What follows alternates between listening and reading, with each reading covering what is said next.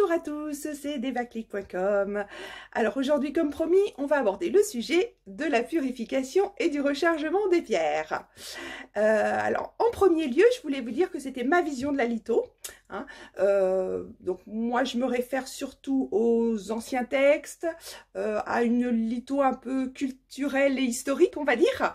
Je me réfère aussi à tout ce qui est un peu géologie-chimie, c'est-à-dire par rapport à ce que contiennent les pierres, l'effet probable que ça fait en tant qu'oligo-élément sur le corps. Et enfin, quand même, mon expérience et mon ressenti. Donc, pareil pour tout ce qui est purification et rechargement, c'est ma vision, ça engage que moi, hein, je ne détiens pas la science absolue non plus. Voilà, mais j'aime bien donner mon avis. Alors, déjà, pourquoi il faut nettoyer sa pierre ou la purifier? Eh bien, tout simplement parce que il faut la nettoyer des vibrations des autres personnes qui l'ont possédée avant vous, la personne, le mineur sous-payé qui a été cherché au fond de la mine, voilà, votre petit bloc de pierre, il a déposé peut-être des énergies négatives, les gens qui sont passés, qui l'ont touché, ont peut-être déposé des énergies un peu négatives. Donc il faut absolument nettoyer votre pierre. Il faut aussi nettoyer votre pierre quand vous avez passé une journée pas terrible ou quand vous sentez qu'elle fait plus d'effet. Voilà, il faut... Après, moi, d'une manière générale, je nettoie mes bijoux de la journée, comme ça, c'est fait. C'est normal, on se lave tous les jours, et bien, pour moi, les pierres, c'est pareil. Alors, on va aborder toutes les solutions. Alors, déjà, le sel, le gros sel. Alors, le gros sel, c'est très bien pour mettre dans sa maison, pour laver le sol, pour mettre aux quatre coins et tout. Ok, c'est... Voilà. Mais par contre, pour vos pierres, c'est absolument négatif. Comme je vous disais, j'utilise aussi un peu la chimie. Donc, le sel, c'est quoi? C'est du chlore et du sodium. Donc, forcément, il va y avoir une réaction avec votre pierre. Et il n'y a qu'à voir les rochers et l'eau de mer, hein, ça va être corrosif pour vos pierres. Donc, vous abandonnez toute idée d'utiliser du gros sel. Pareil pour le gros sel et l'eau. J'avoue que j'ai fait au début pareil que tout le monde. Et après, je me suis posé des questions quand même. Donc, ça va être encore pire même, puisque l'eau va saturer votre pierre et ça va encore plus... les particules de sel vont encore plus rentrer dans la pierre et c'est très très très mauvais. Deuxième chose, l'eau. Alors déjà, l'eau, il ne faut pas qu'elle soit calcaire, hein, donc vous évitez ni chlorée, hein, donc vous évitez des choses comme l'eau du robinet. Hein.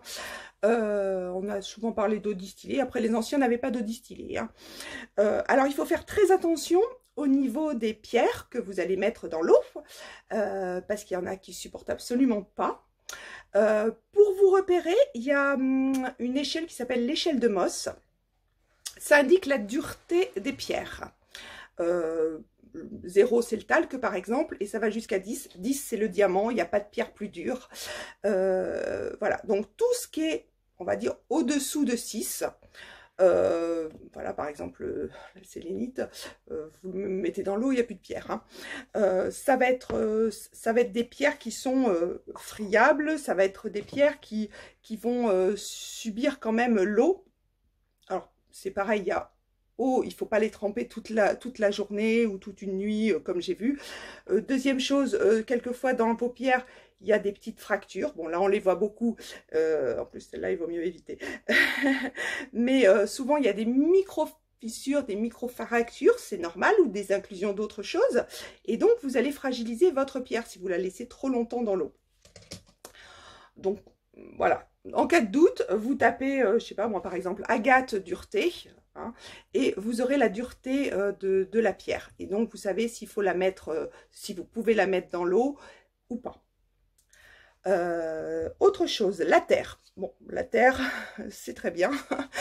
C'est un moyen assez efficace.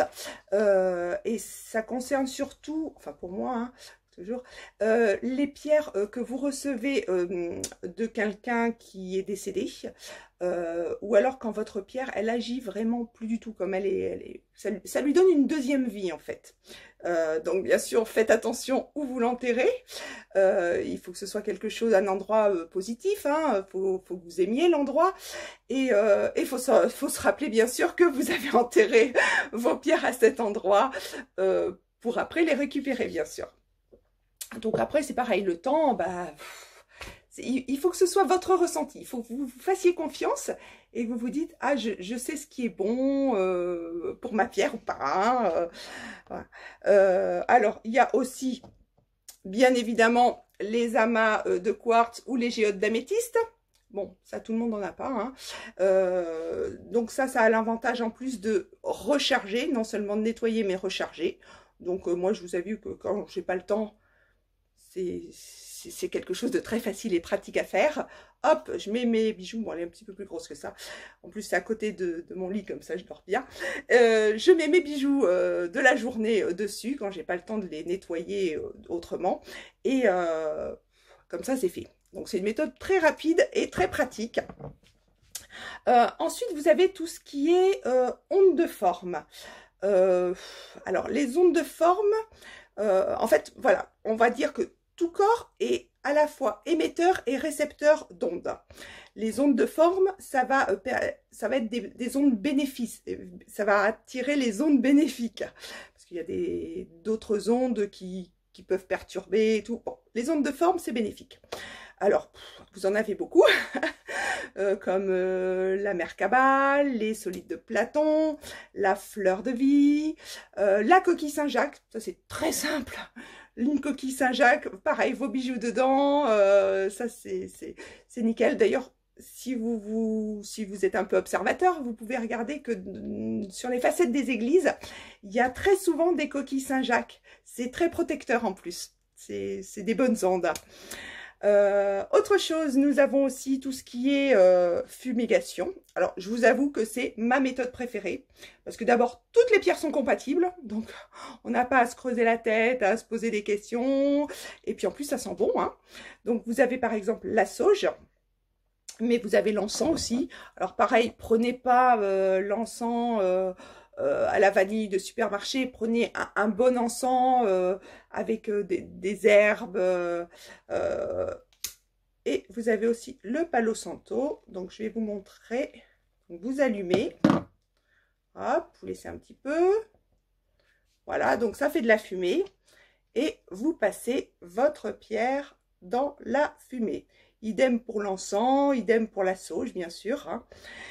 Alors, pareil, combien de temps il faut le faire? Eh bien, c'est vous qui le ressentez. Il faut accompagner votre acte avec, bien sûr, la pensée. Donc, la volonté de pouvoir nettoyer votre pierre, d'enlever toute négativité. Voilà. Et les autres, parce qu'il y a d'autres moyens aussi, genre le Reiki, le magnétisme, votre pouvoir de pensée aussi. Il y a des gens qui rechargent les pierres avec leur propre énergie. Donc à ce moment-là, bien sûr, vous pouvez non seulement les purifier, mais les recharger en même temps. Donc, il faut savoir le faire, bien sûr, hein, mais le pouvoir de la pensée est énorme. Toujours est-il que, de toutes les méthodes que je vous ai données, il faut que ce soit la méthode la plus pratique, celle qui vous correspond le mieux. Parce qu'il ne faut pas faire les choses à contre-cœur. Si ça devient une contrainte, ça ne marchera pas. Donc, il faut vraiment que ce soit votre façon à vous. Voilà, et que vous imitiez votre cœur, votre intention, votre pensée. C'est pareil quand je fais un bijou pour quelqu'un. Moi, je mets toujours mon intention pour le faire.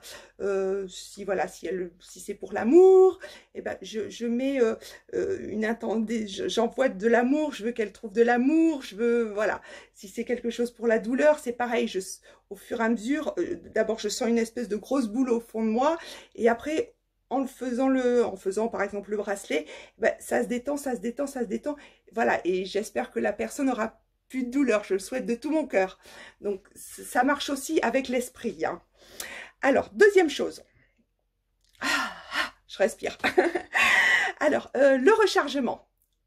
Comme tout individu, voilà, les pierres, au bout d'un moment, elles vous ont donné de l'énergie, elles vous ont protégé, donc elles ont absorbé des chocs quelquefois, hein, tout le monde ne vit pas des choses superbes, et donc il faut les recharger. Alors, c'est très simple. La pleine lune, alors sachant que 2 jours avant, 2 jours après, ça marche. Donc vous mettez tout simplement vos pierres au rayon de la lune, pas forcément dehors, vous pouvez les mettre à l'intérieur du moment que le rayonnement de la lune touche à un moment donné vos pierres. En plus vous profitez en même temps du rayonnement du soleil matinal. Donc du coup vous les rechargez en énergie solaire et lunaire, puisque la lune c'est le reflet du soleil. Donc, arrêtez tous ces trucs du genre celle-là va au soleil, celle-là elle va à la lune. Ça, c'est quelque chose qui est assez récent. Hein, ça date du siècle dernier. Hein, je ne sais plus la date. Mais voilà, c'est des petits trucs ésotériques qui n'ont pas de... qui ont aucun intérêt et aucune justification. Je vais vous donner des exemples très simples.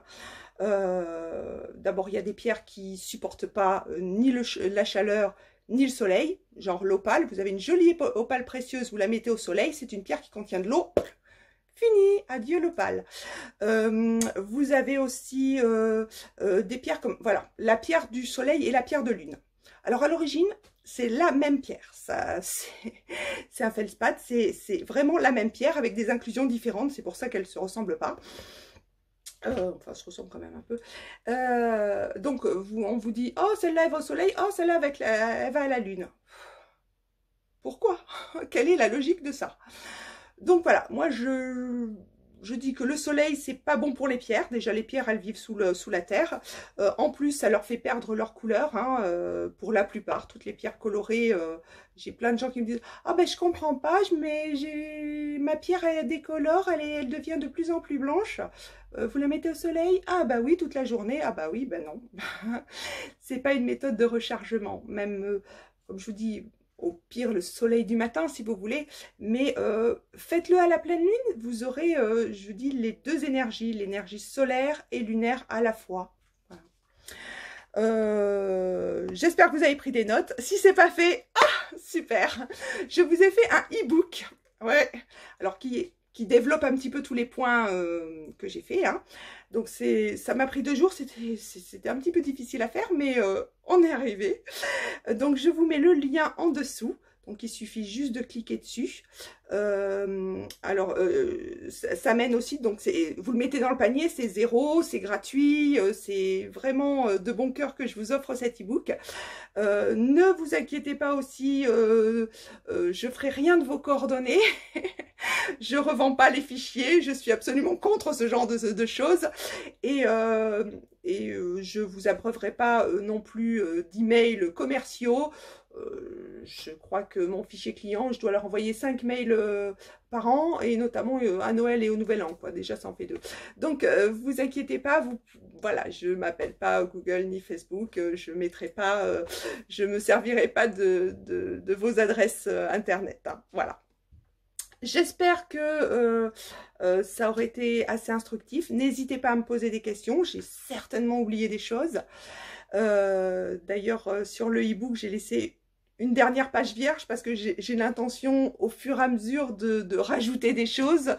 Et je compte sur vous pour me dire aussi si j'ai fait des fautes de syntaxe et d'orthographe.